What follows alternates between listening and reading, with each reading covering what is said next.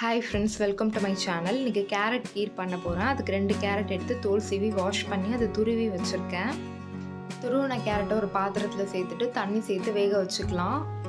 நல்லா வெந்ததுக்கப்புறம் எடுத்து ஆற வச்சு மிக்ஸி ஜாரில் ஆட் பண்ணி ஃபைன் பேஸ்ட்டாக அரைச்சி எடுத்துக்கலாம்.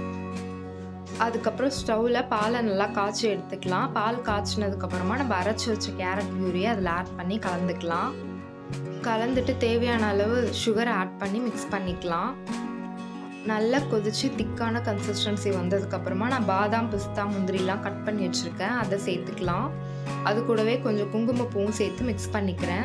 திக்கான கன்சிஸ்டன்சி வந்ததுக்கப்புறம் ஸ்டவ் ஆஃப் பண்ணிவிட்டு சூடாகவும் சர்வ் பண்ணலாம். உங்களுக்கு வேணும்னா ஃப்ரிட்ஜில் வச்சு சில்லுன்னு சர்வ் பண்ணலாம்.